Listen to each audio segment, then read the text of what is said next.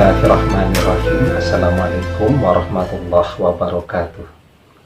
Bapak-bapak, ibu-ibu, mas-mas, mbak-mbak, khususnya adik-adikku sekalian yang dirahmati Allah dimanapun Anda berada, kembali di IIP Channel bersama saya, IIP Wijayanto.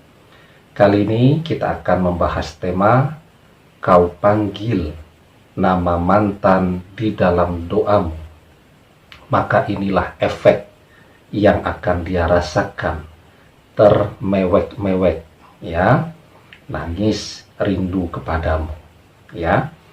Jadi saya akan menjelaskan tentang efek dari doa, ya, dengan menggunakan pendekatan teori butterfly effect, ya.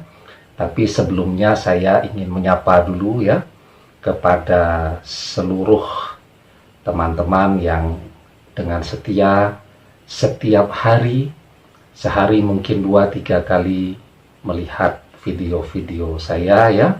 Terima kasih banyak seluruh saudara-saudaraku di seluruh penjuru Indonesia, ya.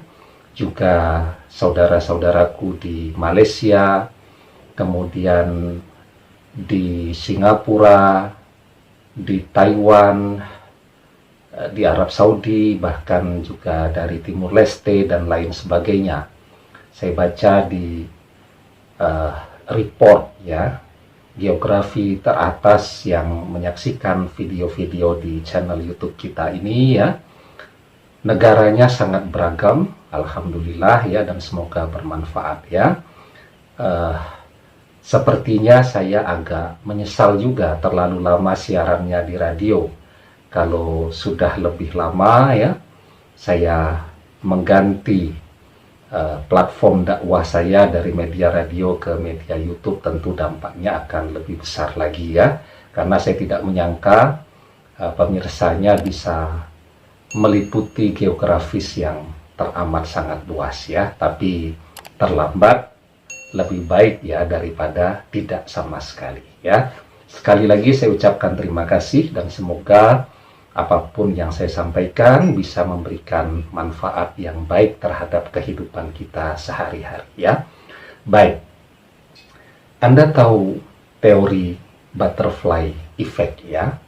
Jadi teori butterfly effect itu adalah teori yang dirumuskan oleh seorang ilmuwan matematika bernama Edward Norton Lorentz, ya, pada tahun 1961. Jadi dia menemukan butterfly effect itu, misal contoh, ya, sekumpulan kupu-kupu kecil, ya, kupu-kupu itu mengepakkan sayapnya bersama-sama di pedalaman hutan Brazil. Beberapa kemudian efek dari kepakan kupu-kupu itu menyebabkan tornado di Amerika, ya, dan ini sains. Sehingga itulah yang selalu sebenarnya terjadi dalam kehidupan manusia. Jadi teori-teori begini kan ditemukan oleh manusia. Sebenarnya teori-teori seperti ini dalam kehidupan nyata sudah berlangsung terus sejak bumi pertama kali diciptakan. Dan kita sebagai manusia yang berpikir, yang kemudian berusaha menemukan keajaiban-keajaiban sunatullah ini, ya. Nah, jadi menurut Lorentz, ya, bahwa ketika sesuatu itu berada pada sistem yang sama, ya, perubahan yang kecil saja atau tak linear, ya, perubahan kecil saja itu akan memberikan dampak yang sangat besar di kemudian hari pada bagian yang lain, tapi pada satu sistem yang sama, ya. Jadi ketika Anda nih, ya, pada saat Anda berdoa, selesai sholat fardu 5 waktu, ya, setelah Anda berdoa untuk kepentingan dunia dan akhirat Anda menyempatkan berdoa juga untuk mantan Anda memanggil namanya di dalam proses berdoa, ya, ketika selesai sholat tadi. Jadi habis sholat Anda berdoa, setelah itu Anda memanggil namanya di dalam doa. yang Anda lafazkan, yang Anda daraskan, maka itu akan memberikan dampak yang luar biasa besar. Karena Anda dengan mantan Anda itu berada di dalam satu sistem, ya. Ketika Anda melakukan gerakan kecil saja, tak linier, yang Anda tujukan untuk mantan Anda, maka meskipun pelan, ya, suatu saat ini akan memberikan dampak yang teramat sangat besar terhadap mantan Anda, atau yang disebut sebagai butterfly effect. Anda panggil namanya, Anda suruh dia datang, maka perlahan-lahan energi ini akan terkirim kepada dia, membesar dan terus membesar, ya. Anda kangen sama dia, dengan kerinduan yang kecil saja, ini akan membesar dan membuat yang bersangkutan akan mengalami energi kerinduan yang besar. Ini namanya butterfly effect. Dan setiap manusia sesungguhnya tanpa dia sadari setiap hari saling melakukan butterfly effect ini satu dan lainnya, ya. Tinggal sekarang seberapa besar energi yang dimiliki oleh manusia tadi, maka dampaknya juga akan semakin cepat kelihatan, ya. Jadi kalau butterfly effect atau kepakan kupu-kupu di pedalaman Brasil butuh waktu beberapa bulan untuk menyebabkan tornado di Amerika. Kita juga seperti itu, ketika energi ruhani kita kecil, maka dampaknya akan pelan, tapi pasti akan sampai kepada orang yang berada pada satu sistem yang linier dengan Anda tadi, ya. Nah, jadi sebagai ilustrasi sederhana, para kiai-kiai sepuh tuh, ya, beliau-beliau sering kan mendapatkan permintaan bantuan dari jamaah, ya, dari orang-orang. Misal ada persoalan, ya, ini Pak Kiai, misal anak saya ini sudah bertahun-tahun tidak pernah ngasih kabar, ya, ini fotonya tolong dibantu agar anak saya bisa pulang, ya.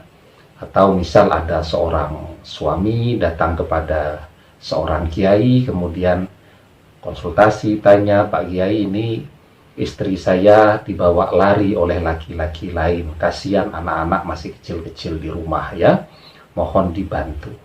Apa yang biasanya dilakukan oleh para kiai tadi kan sederhana sekali kelihatannya, ya.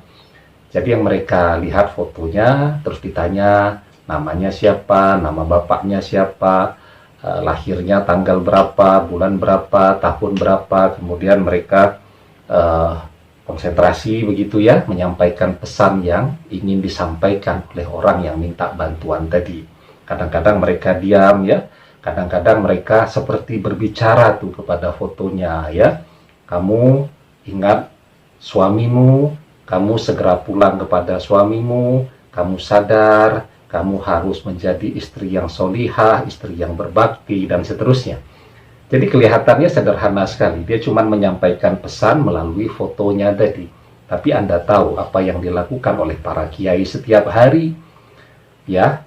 Ibaratnya kalau kita ini kekuatan baterai kita cuma 5 watt, ya, sementara beliau-beliau itu ribuan watt, ya.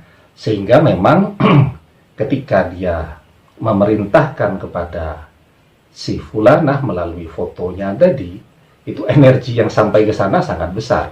Karena mereka para ahli ibadah, dan seorang ahli ibadah itu memang memiliki energi yang besar, ya.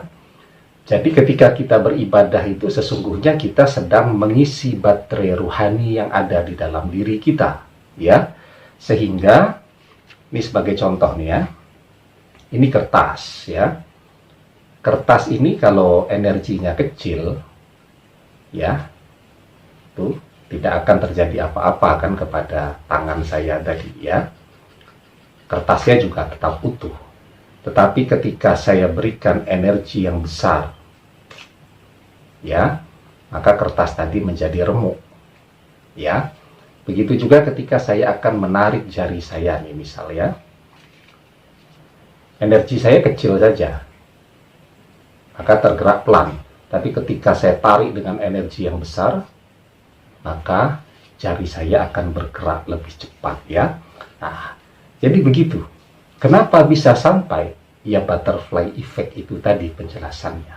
Ya, jadi ketika dia berkomunikasi dengan fotonya, atau kalau Anda kan kenal baik, hafal wajahnya, sudah berinteraksi bertahun-tahun ya, jadi sudah tidak perlu bantuan foto lagi ya untuk memvisualisasikan diri yang bersangkutan, menyampaikan pesan yang bersangkutan, memanggil namanya begitu ya. Nah, Anda melakukan perubahan tak linier itu namanya ya, pada satu sistem antara Anda dan dia. Maka meskipun energi kita kecil pada saat ini ya, itu dalam satu jangka waktu tertentu, tentu bisa dihitung tuh pakai ilmu matematika ya, itu akan memberikan dampak. Anda pengen dia kembali, maka pesan itu akan menarik dia. Dia berusaha melawan, Anda tarik saja setiap hari. Ya, Anda bilang kamu harus kangen sama saya, Anda tarik saja setiap hari, maka insya Allah dengan izin Allah ya, dengan penjelasan butterfly effect tadi, dampaknya terhadap yang bersangkutan dia akan insya Allah termewek-mewek, nangis kangen tak tertahankan kepada Anda untuk segera menemui Anda, minta maaf, dan kemudian bersatu kembali. Insya Allah dengan izin Allah ya. Nah, jadi memang yang perlu kita lakukan sekarang adalah apa? Terus mengisi baterai rohani kita. Bersyukur ya, dengan apapun keadaan yang ada pada diri kita. Semakin cara berpikir kita positif dan optimis, maka insya Allah energi ruhani yang akan memancar dari diri kita juga akan semakin maksimal ya.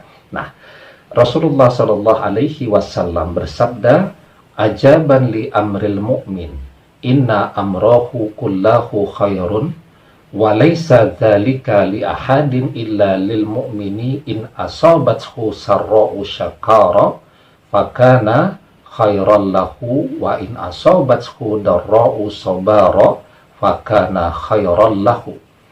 Mengagumkan semua urusan orang mukmin itu baik, dan tidaklah ada kecuali bagi orang-orang mukmin.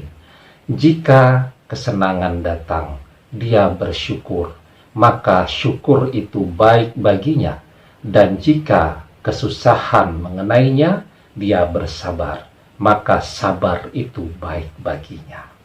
Itu yang namanya selalu berpikir positif dan berbaik sangka. Akan memberikan dampak yang positif juga terhadap diri kita, sehingga energi yang memancar dari diri kita juga energi yang positif. Demikian, semoga bermanfaat. Wallahu a'lam bishawab, billahi taufiq wal hidayah. Assalamualaikum warahmatullahi wabarakatuh.